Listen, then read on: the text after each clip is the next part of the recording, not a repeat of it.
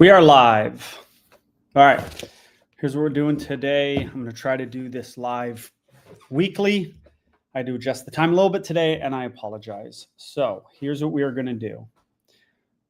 I'm going to talk about and show you a video of this dog named King Charles. He's been around for a few months now, but I've never commented on it. So I'm going to do that. I'm going to get to Hater of the Week. It was a comment on a YouTube, Instagram video. Maybe I'll play you that video. It's only 2.5 minutes. Then we'll get to the Hater of the Week on that, and we'll get to Q&A. And I'll highlight a trainer. If you live in Orlando or Central Florida, I've got a very good Beckman coaching program graduate out there, and I'll put her email in here. Okay.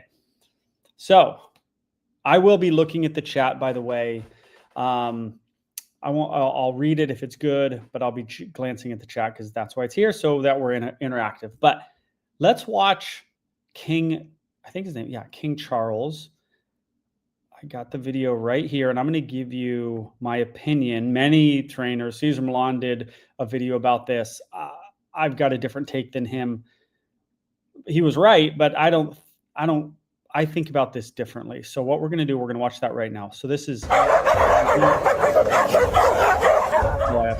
Over the past few weeks, a dog has been... There we go. All right, there he is. Big, white, doodle-ish dog.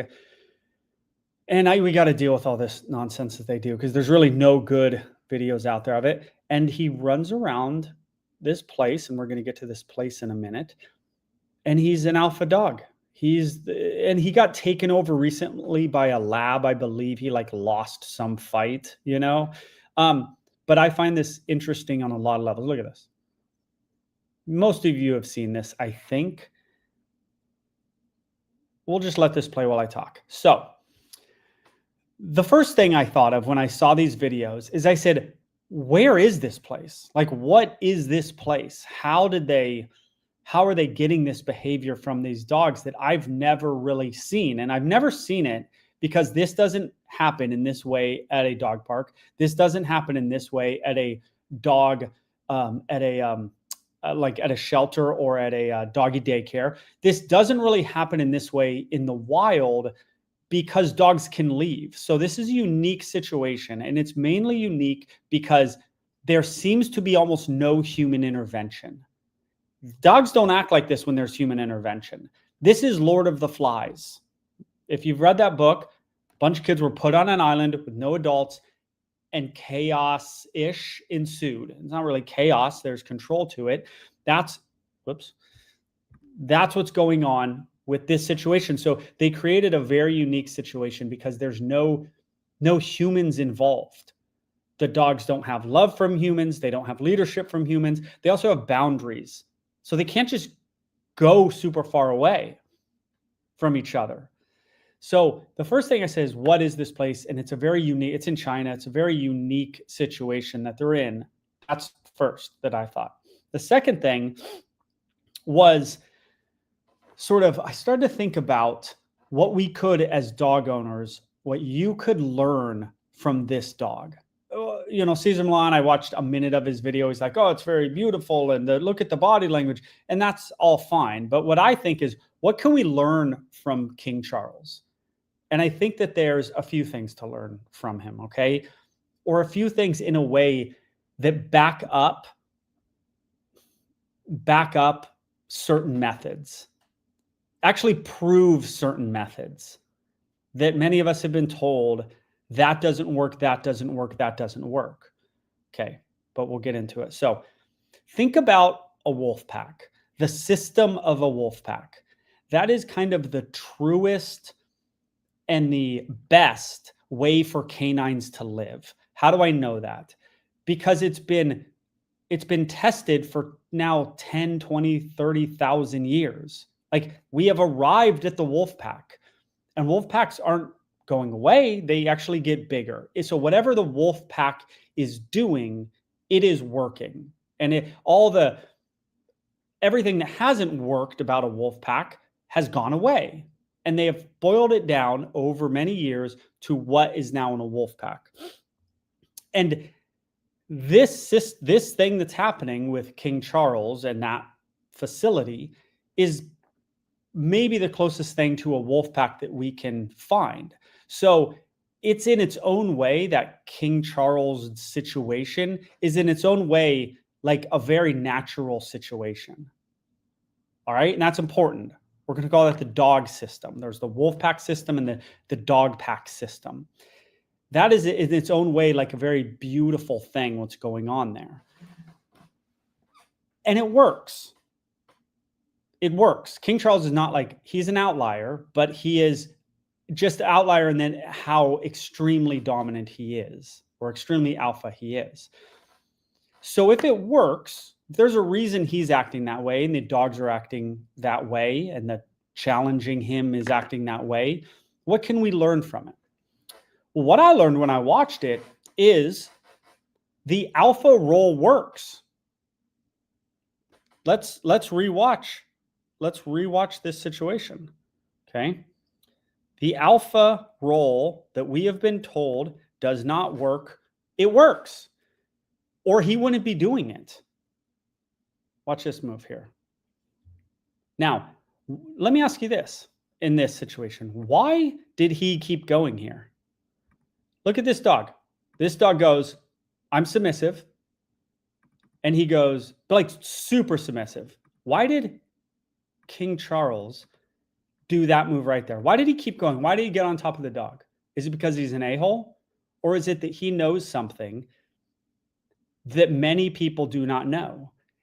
If you've seen me in the videos and I say, the dog does something, usually aggression, and I say, mark the behavior. Okay, there's no marker there. His body is the marker. Mark the behavior and then go correct the behavior.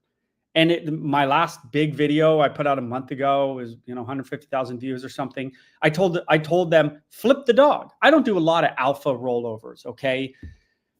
But I said, flip the dog. Your dog's attacking nice dogs. Flip the dog. And even if the dogs sometimes go, oh, I'm sorry, that dog's going, oh, I'm sorry. And for some reason, this dog, who is acting this way for a reason, he's not a psychopath. He's doing everything he's doing. There is a reason for it. It's set up by this unique situation, but there is a reason for it. And he wouldn't be doing this if it didn't work. He's not a psychopath dog. He is an alpha dog. And there's probably a reason, even within all these dogs, within this pack, why there's a reason. The other dogs probably thrive, are better for him being there and being like this. Everybody is helped by this dog being like this. But he didn't think that give-in was enough. I often don't think that give-in is enough from a dog. Them saying, I'm sorry, and there's varying levels of sorry. Ear pin's a little sorry. Walk away's a little more sorry. Flip on the back's a little more sorry. So he might have seen that dog goes, I'm sorry, and then goes and does that thing that King Charles doesn't like. Then he goes, I'm sorry, and then he does that thing again. Then he goes, I'm sorry, and he challenges him again. He goes, well, this dog probably learned, yeah, your sorries don't mean anything. You going like this, I'm sorry, you still do the same thing. And that's what you've got to learn from this. Sometimes if your dog is doing something, and I'm not saying this dog was doing anything necessarily, if your dog is doing something dangerous, mainly dangerous, you have to go a little farther with the correction. And that's where people really hesitate.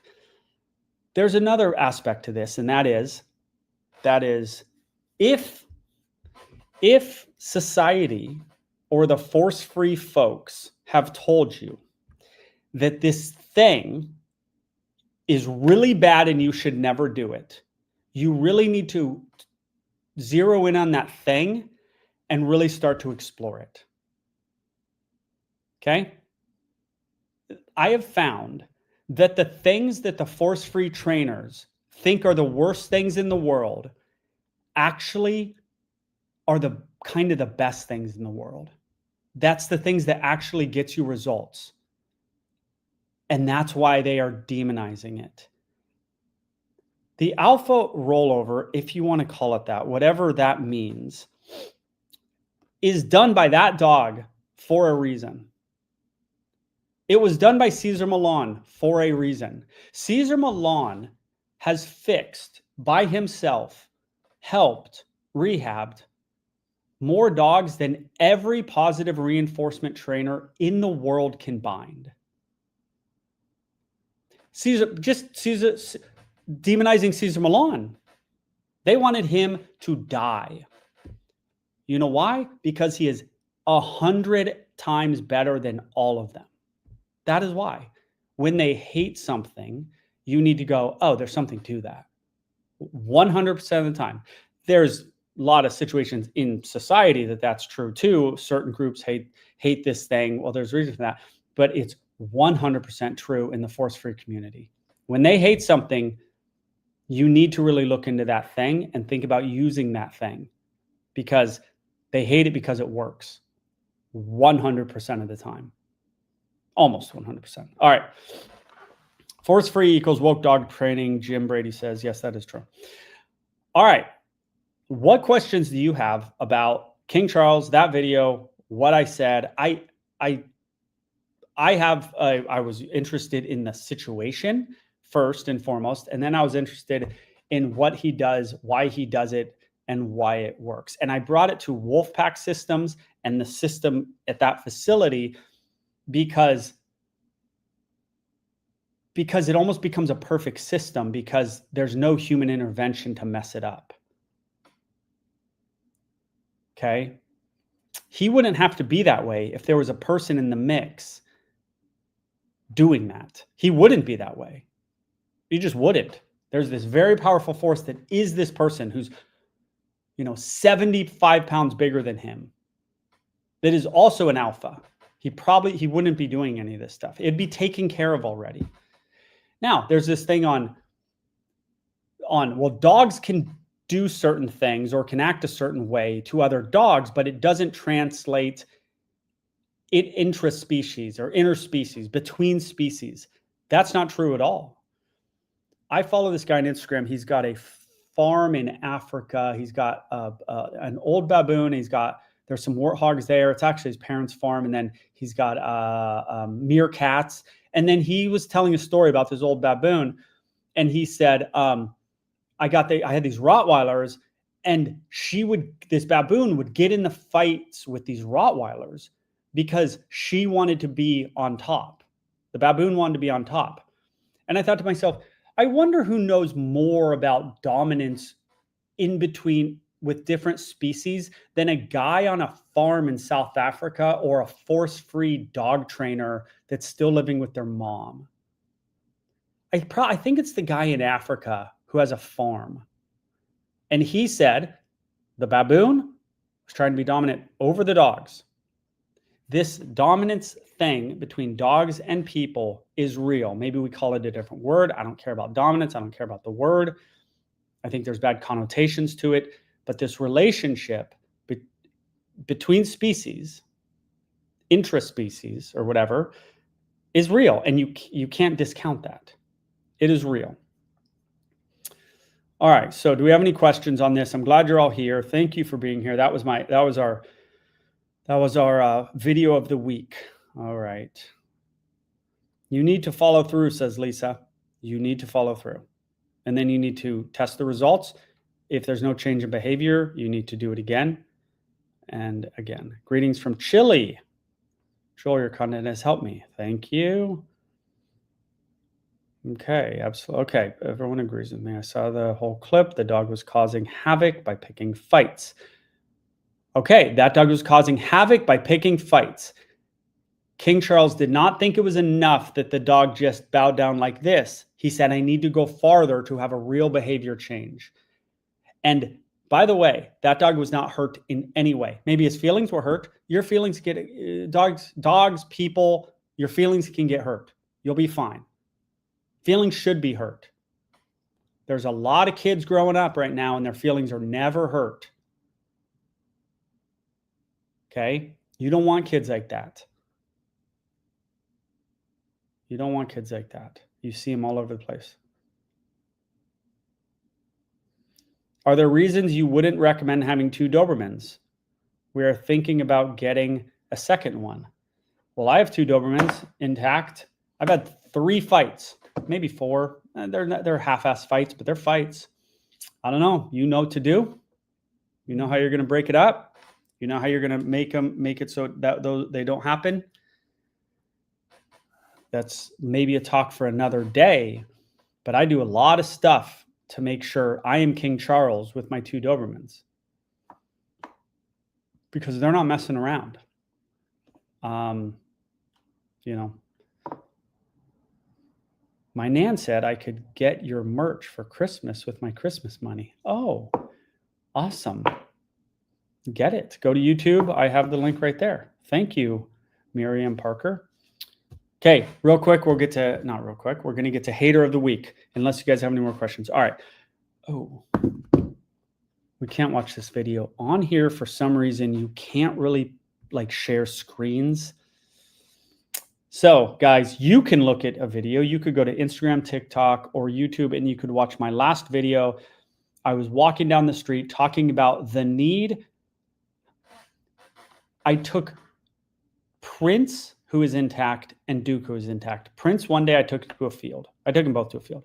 Another dog showed up. The dog didn't, I'm 90% sure, didn't like Prince due to his intactness. I kind of know how to tell and read the owner and tell if the dog's actually a pretty good dog and then weird with Prince. It's because of his intactness, generally speaking. And dog was jerky to Prince, and Prince just went, bro, and let's be friends, and avoided everything and walked away and did all the right stuff.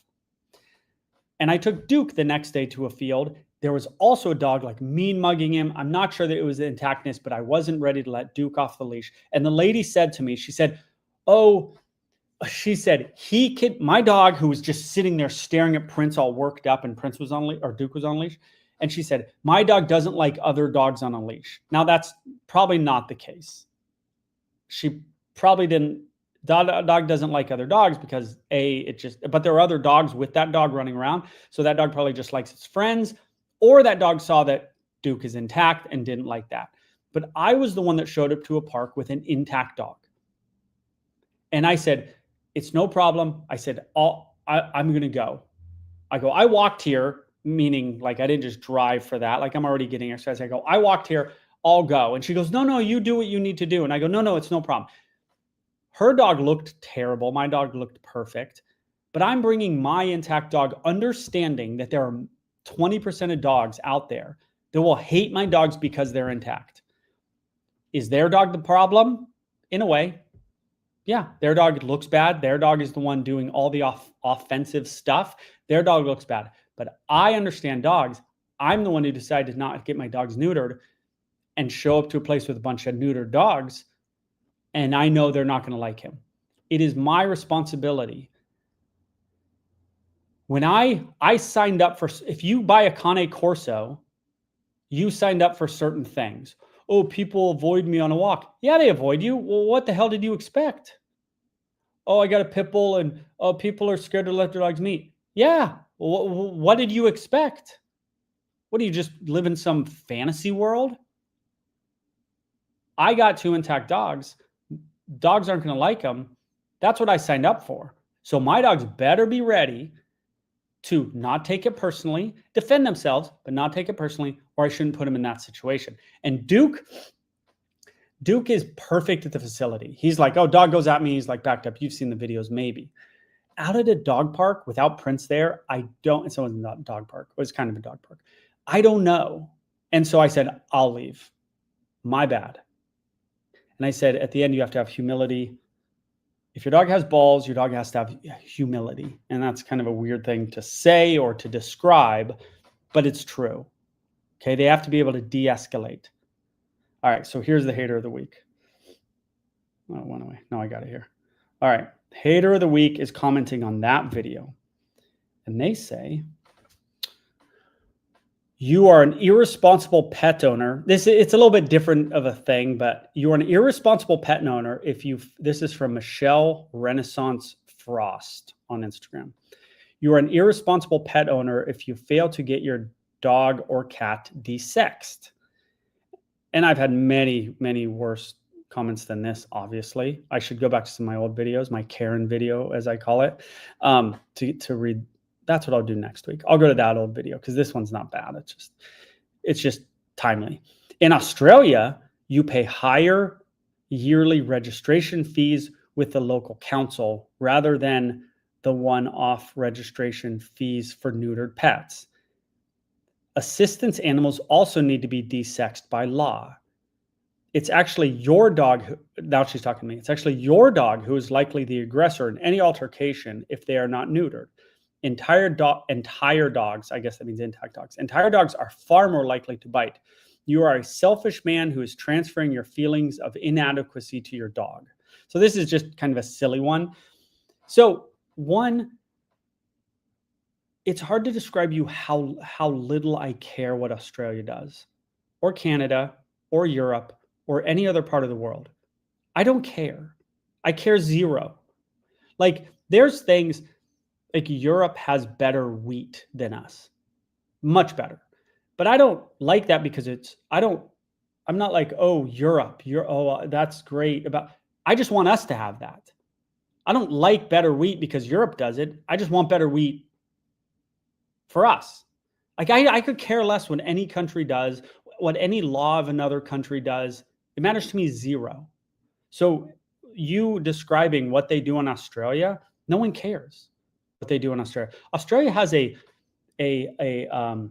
feral animal problem. They're going to have different laws because they have a feral and they have tons of feral animals.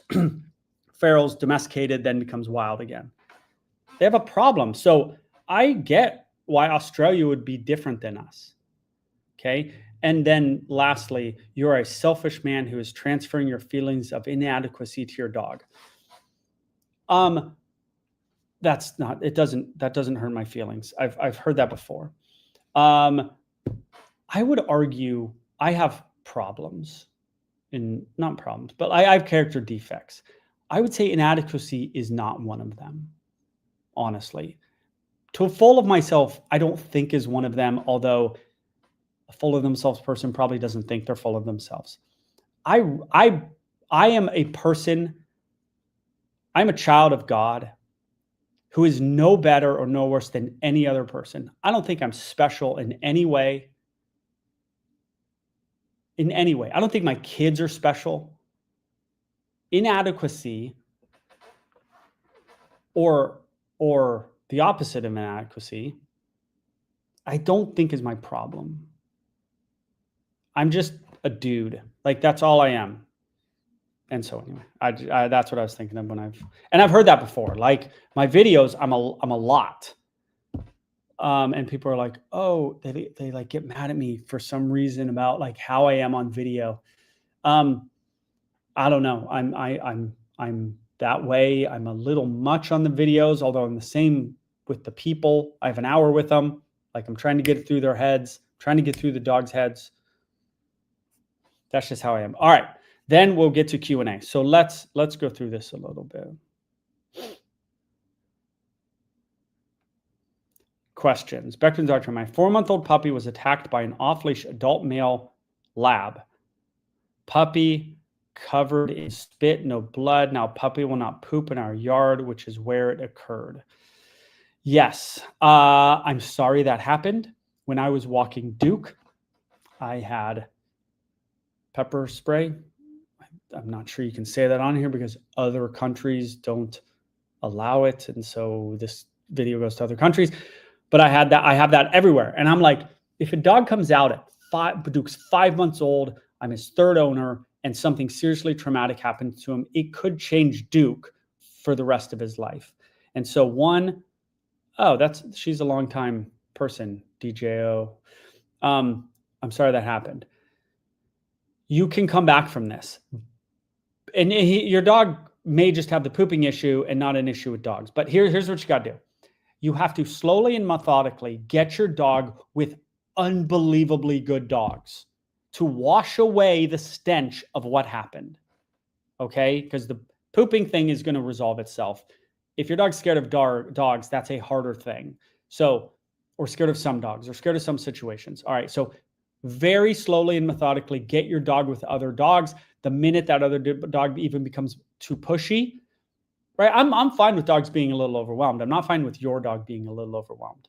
Your dog got attacked. Most people don't really understand what that's like. and what went through their dog's brain in that moment and how much it affected their young life. He might have had 3 interactions with dogs and the 4th one was an attack.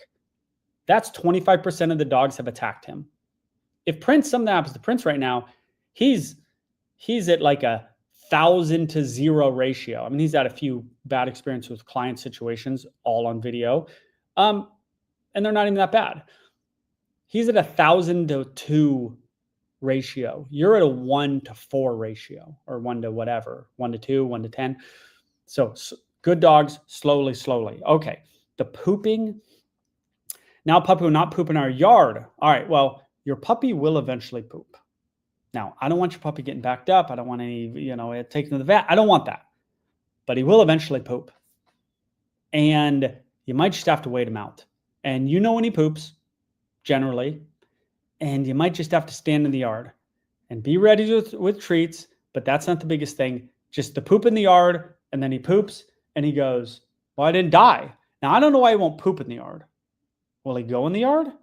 Kind of doesn't make sense he won't poop.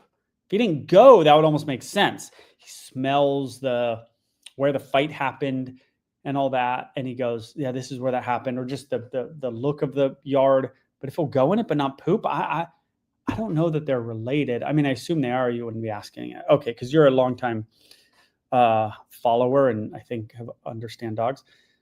But he'll eventually poop and then jackpot him pooping. Okay? If someone is scared or uneasy around your dog, digging your heels in and insisting they're harmless doesn't work. Okay, I don't know what that means. Someone says, when I walk my girls, I read the crowd and leave if it looks sketchy at all. My girls are all, that's what I do. I have gone to many dog parks and gone, I'm not going in. I don't like the looks of this. And I walk away. And I tell that to clients and it's like they've never thought of that in their entire life. It's like I'm speaking Chinese when I say that. Haha from Australia. Yeah, nothing against Australia. My wife went there, visited that in college. She loves Australia. But I don't know. I don't care about your rules in Europe. I don't care about your laws in Australia. I don't care. And maybe you shouldn't care. Maybe don't care about our laws here in America. If you like the way your place is going, don't worry about it. And there's things I don't like, but I don't know if any other country, I look to another country to sort of like adopt what they have. I just know what we should have. All right, I'm jumping around here. Okay, there's Q&A going on. All right. Good evening, Randall Harder. Good evening to you. Mixed breed, neutered few months ago and just turned 1. Okay. Seems more aggressive when he sees people and dogs. Barking, rushing hair, standing up straight. How do I stop it? You mentioned neutered maybe because seems more aggressive since neutered. By the way, that's a thing. Why is more aggressive since neutered? There's a few things going on maybe you haven't thought of. A lot of people get their dog neutered around a year. And separating neutering out, a lot of dogs get aggressive or more aggressive or reactive around a year, separate from each other. So the two can get conflated. The neuter could have had nothing to do with it. Your dog was going that direction anyway. And it'll happen overnight sometimes. So you got them neutered, then they got aggressive. They might have been getting aggressive anyway. Okay, that's the thing. Do I think neuter helps aggression? No. Do I think neutering arrests dominance? Yes. People come to me, their dog's super dominant, not aggressive, and they think neutering will get rid of aggression. Balls and aggression have almost nothing to do with each other. Balls and dominance have a lot to do with each other. And it won't change your dog. It'll stop your dog from getting worse in a dominant way. I think you're going to stop that testosterone from entering their body, but it's not going to lessen their testosterone much. Okay. The other thing is there's trauma involved in neutering. I've been to the backs of vet clinics. Not all dogs are capable of going in, being pulled into the back room, getting an injection while being held down, maybe being held down, getting a traumatic, painful surgery, then sitting in a little crate for 6 hours. Now, do I think that's trauma? No. But to some dogs, that's trauma. And if you've heard my feelings about trauma, there's a lot of different ways trauma. There's trauma, there's perfect life, there's hardship, and there's trauma. I like hardship. Perfect life, dogs come in with perfect lives all the time, and we need to create hardship. Kids, perfect lives, you should create hardship. But you never want trauma. Okay? Like the dog that got attacked in the yard, the puppy. Trauma. It's not good. Getting a dog from Europe, flying it over here in the cargo hold of a plane, trauma. I've never seen a dog. I haven't been there at the cargo hold, but people have brought me dogs a week later after under the plane. They're all jacked up. They thought they were going to die. The heat, the sound, they're puppies. Horrible trauma. Puppy at not even a puppy mill. Forget puppy mills. Puppy at a breeder where they have a bunch of dogs and the dogs are barking 24 hours a day in a kennel. The noise assault and the effect that has on their nervous system when they're very young is almost extreme trauma. And people go, oh, my dog show lines, and did you go see the place where the dogs were raised? No, but we got pictures. Where was the picture? Oh, they're out in the yard. I go, do you ever see the house? No, I never saw the house. Do you talk to my phone? Yeah, we did hear a lot of barking in the back on the phone. And then I look at their dog and their dog's jacked up and I go, okay, your dog, that's probably what happened. I didn't think about that. We almost got an American bulldog, and it wasn't even like dogs were barking in the back, but it was an outdoor pen. You don't want an outdoor pen. You don't want barking dogs in an outdoor pen either, but you don't even want an outdoor pen. I can get into that later why. All right, you don't want trauma. And trauma isn't always what you think. Oh, he was beaten by the owner. There's many other traumas that are as bad as being hit by some male owner. And then there's hardship, and you want hardship. Dogs that come to me and they just launch themselves at people could break someone's chin because they're just like, I just do this and I hit people and I run around and I don't listen to anything. No, it's time. It's time for some hard lessons. You've had it too damn good. You've had it too good. And JDO says, let me heart this. Dog training, puppy training program is great. Great for many problems. So she's promoting the Beckman puppy program on Beckman Pro. If you want my puppy program, my aggression program, or my become a dog trainer program, they're all at Beckman Pro.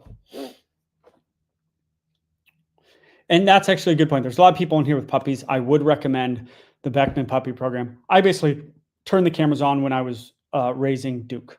You want a Prince, you want a Duke, it's in the Beckman puppy program. The aggression program is for aggression. That's not to be get a Duke or a Prince. The Beckman coaching program for dog trainers is about becoming a dog trainer and a helper dog, yes. But you really want Prince or Duke, it's the puppy program. But you have to have a puppy, of course. Someone says trauma. As a hypnotist, I've been hypnotized one time, by the way. As a hypnotist of 32 years, it's fear that's hard to pass through.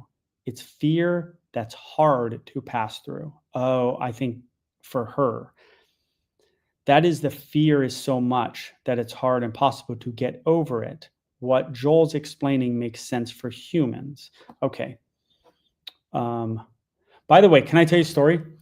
So I've had 2 people come to me and say they took their dog to dog hypnotists, or no, dog psychics. And you're expecting me to say that's all nonsense. But bro, so I don't remember one of them, but I remember thinking, that sounds about right. And I do remember the other one. So this couple and their adult son bring this dog out to me. And it's this little female dog, and she hates the son, the 20-some-year-old son. And he's got like kind of a ponytail and whatnot. And And they're like, everything's perfect with this dog, but she hates our son and we don't know why. And I'm watching the dog and she's got really soft eyes and it's the sweetest dog in the world that hates this kid. And he goes to the bathroom and I look at him and I go, guys, you guys have to be honest with me. The son goes to the bathroom. I go, do you think he's ever done anything mean to this dog? Right? That would be the first thing, right? The son's hiding it, but he kicks the dog when he walks by her. Okay. And they look at me and they go, no. They go, I know it seems like it, but he's blah, blah, blah. And they kind of convince me. They don't think the son has done anything to him. And they say, and the dog had puppies. She's had puppies before. And they go, we're a little embarrassed, but we took the dog to a psychic or whatever it's called. Whatever, you know. And I go, tell me what they said. And the psychic said something I don't think I would have thought of. And for some reason seemed exactly on. The psychic said, the son looks like the man who took the puppies away. And I looked at that dog and I said, and I looked at that guy and I just said, that seems right. That really seems right, actually. And I don't know, that was pretty interesting to me. One, I know they're out there. I've never seen a female dog. I know they're out there. I guess they're not being brought to me, but I never seen a female dog that had puppies and they were taken away at 8 weeks old that didn't have something a little off about them. Their puppies just disappeared at 8 weeks old. Think how unnatural that is. Like this thing that we have done. You have puppies, they get taken at 8 weeks. What? Like, and we expect the mom to like be normal after that? So it messes them up, the ones I've seen. All of them. All of them are a little off, as I would be. But anyway, that's my psychic, not my dog psychic, I guess they're called. All right, no more questions in here. Yeah, YouTube, Kathy. I'm glad you caught it. I'm glad you're here. Okay. All right.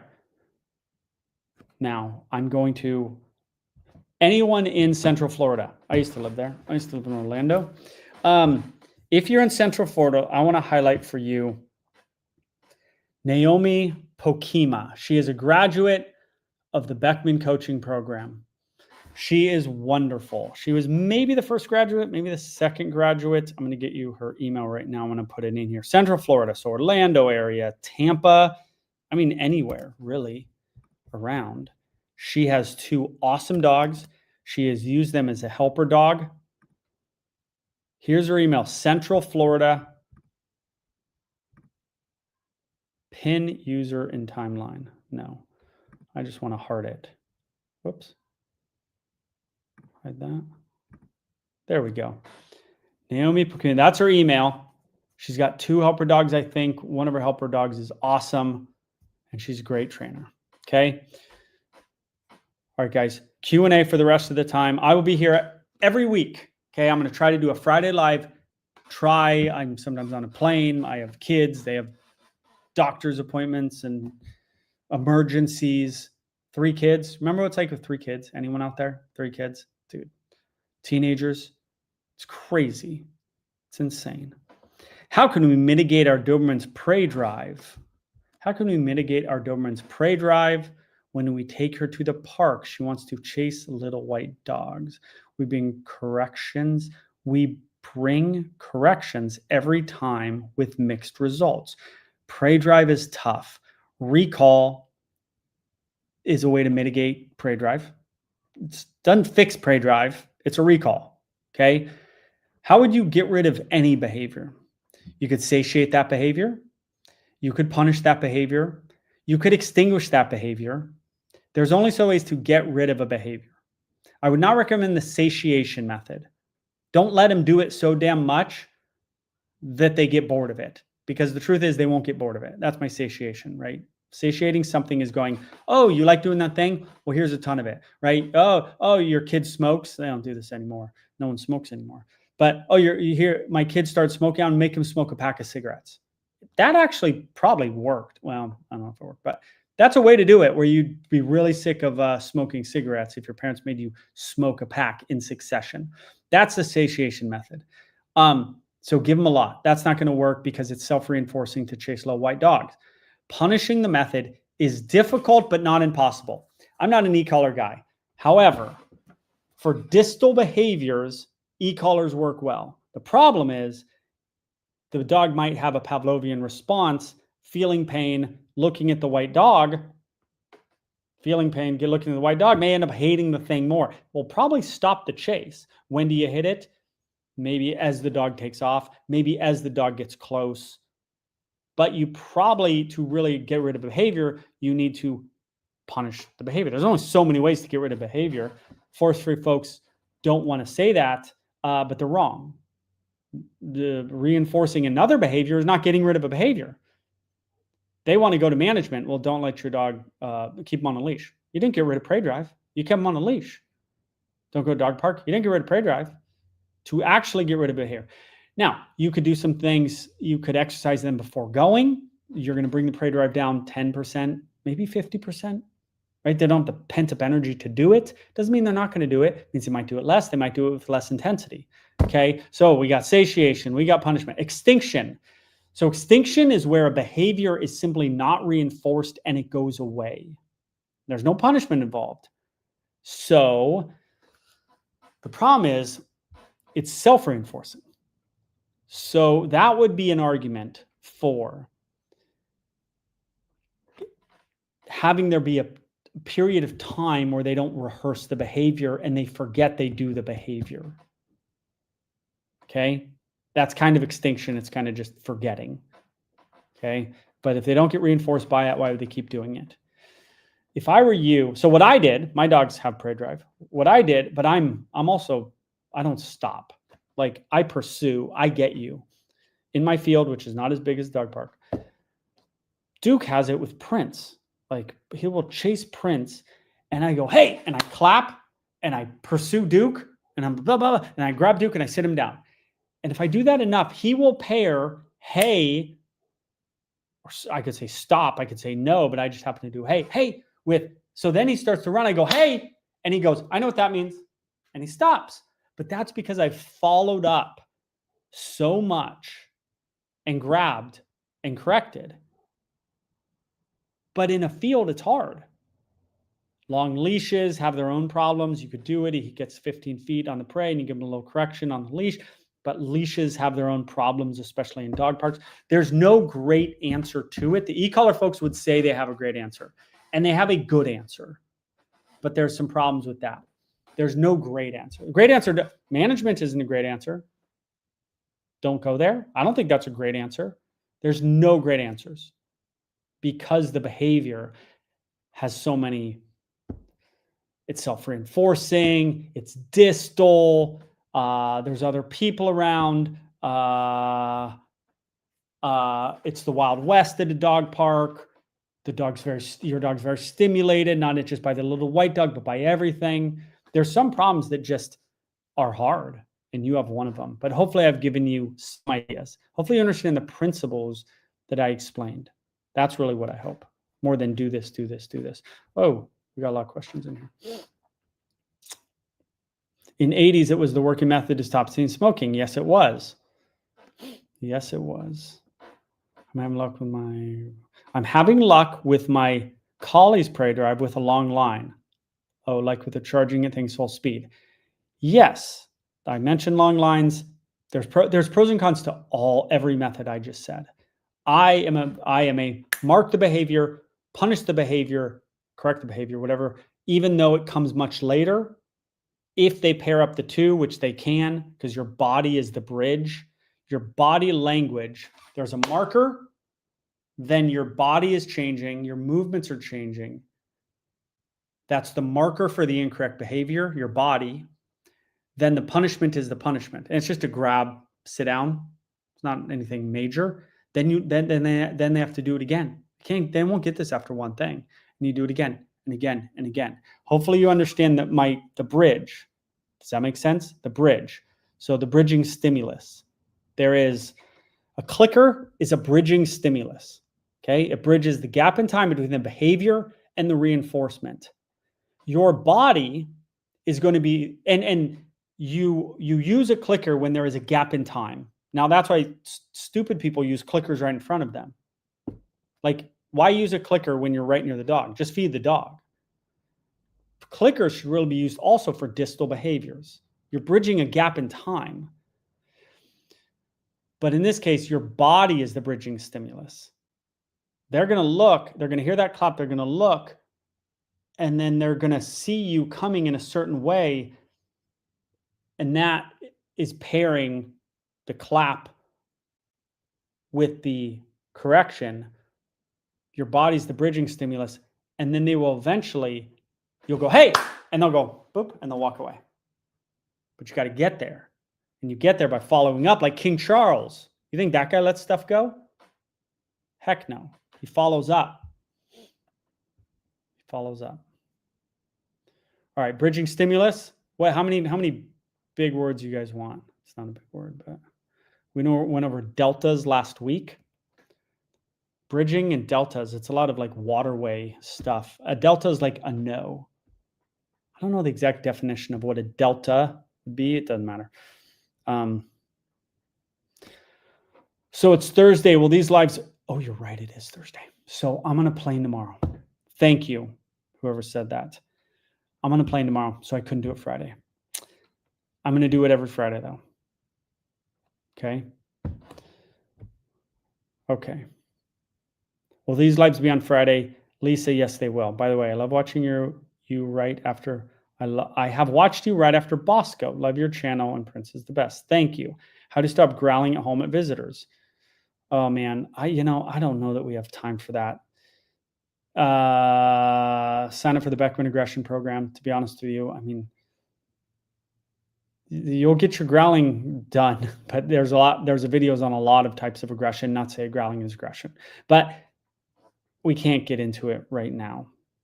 Okay, I'm so sorry. Maybe ask it next week. Okay, when I see a dog, I tend to ask owner if I can pat the dog. When they say yes, I don't pat over the head. I move my hand to the side of the dog and pat the dog's back instead because I see dog get back up. Okay. Miriam Parker said that. Then she says, when they get pat overhead because it overwhelms them. I agree. Dogs, this is the worst thing to a dog, generally. Some dogs, right? They don't like that. What do I do when I approach dog? Yeah, I do the old tried and true, kind of stick my hand out. My kids never approach dogs, dude. My kids get a stern talking to if they ever approach a dog, ever. And when kids approach my dogs, I say, you need to go ask your mom or dad. So I train them to not ask the owner of the dog. Go ask your mom or dad. If they say yes, then I will say yes. Okay. Okay. Hawk SAR says, wish I lived closer to Cali to connect. Thank you. Buying a gentle leader was the best advice you've ever given. I agree. Big gentle leader fan. Forget gentle leaders. Never an email saying thank you to me ever once. Forget gentle leaders. Let's call them head harnesses. There's a lot of companies out there. Okay. But yes, they're good. They're good. But they should say thank you. That would be the nice thing to do. What have you trained I've sold 10,000 gentle leaders for them. Never thank you. What have I ever trained? What have you trained other dogs? What have you trained other than dogs? Oh, you kind of name it. I've trained it to a degree. Big cats, monkeys, birds, killer whales, wolves, quaddies, bird of prey, a lot of animals. Love the head harnesses also. Yes. Okay. How about a world tour? How would I do that? I've thought about that. I mean, I got to get the problem is it's the bringing of dogs. So you have to have a place that allows dogs. And I know some hotels do. And I've done talks with a lot of dogs. Like the bringing of dogs things creates sort of a complexity to it. And people will inevitably, because aggression is my thing, bring difficult dogs. So do I say no difficult dogs? Do I say no dogs? Do I say bring on dogs? It's kind of a tough thing. I'm sure I could figure it out. That would be cool. That's a good idea. Cal Sterling, where are you? Cal Sterling, Indiana. I'm actually going to another state. Maybe, I mean, I thought about like if I should do an appearance up there, but I don't even know how do I do it? Do I contact a pet store? I don't really feel like renting out a little tiny hotel like conference room. Like I don't even know what I would do. Yeah, bring dogs to a park. I mean, do I just go to a park and say bring your dogs? You know, I don't know. There's parks they'll kick you out of parks. California, this freaking state. I don't know. You show up at a park. They were kicking people out of for doing like yoga at the beach during COVID. Like what? It became like national news.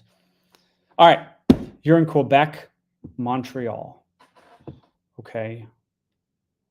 Yeah, no, world tour would be cool. Hey guys, thank you. Sorry this was on Thursday. Had to be. I will be here each Friday. Think we got to everything. Hopefully you enjoyed it. I'll see you next week. Love you guys.